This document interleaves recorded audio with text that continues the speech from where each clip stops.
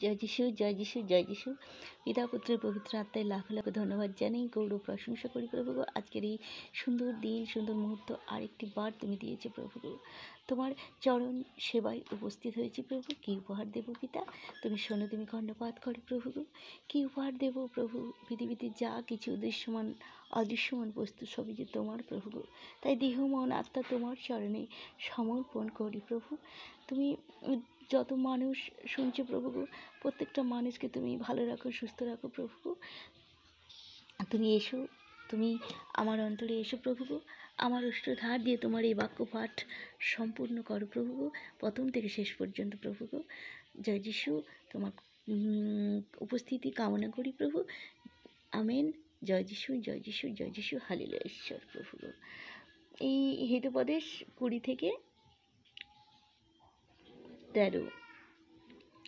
দ্রাক্ষারস নিন্দক, সুরা কলহকারিণী। যে তাহাতে ভ্রান্ত হয় সে জ্ঞানবান নয়। রাজার ভয়ঙ্করতা সিংহের হুঙ্কারের ন্যায়। যে তাহার ক্রোধ জন্মায় সে আপন প্রাণীর বিরুদ্ধে পাপ করে। বিবাদ হইতে নিবৃত্তি হওয়া মনুষ্যের গৌরব, কিন্তু মূর্খ মাত্রই বিবাদ করিবে। শীত প্রযুক্ত অলস হাল বহে না। শস্যের সময়ে সে চাহিবে, কিন্তু কিছুই মিলিবে না। মনুষ্যের হৃদয়ের পরামর্শ গভীর জলের ন্যায়, কিন্তু বুদ্ধিমান তাহা তুলিয়া আনিবে। অনেক লোক স্ব সাধুতার কীর্তন করে, কিন্তু বিশ্বস্ত লোক কে খুঁজিয়া পাইতে পারে? যে ধার্মিক আপন সিদ্ধতায় চলে, তাহার পরে তাহার সন্তানগণ ধন্য। যে রাজা বিচার আসনে বসেন, তিনি দৃষ্টি দ্বারা সমস্ত দুর্জনতা উড়াইয়া দেন। কে বলিতে পারে, আমি চিত্ত বিশুদ্ধ করিয়াছি, আমার পাপ হইতে শুচি হইয়াছি? রকম রকম বাটখারা ও রকম রকম ঐভা উভয়ই সদাপ্রভুর ঘৃণিত।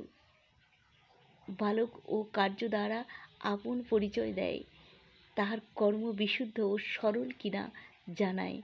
শ্রবণকারী কর্ণ ও দর্শনকারী চক্ষু, এই উভয়েই সদাপ্রভুর নির্মিত। নিদ্রাকে ভালোবাসিও না, পাছে দীনতা ঘটে। তুমি চক্ষু মেলো, খাদ্যে তৃপ্ত হইবে। আমিন, আমিন, আমিন। জয় যিশু, জয় যিশু, জয় যিশু।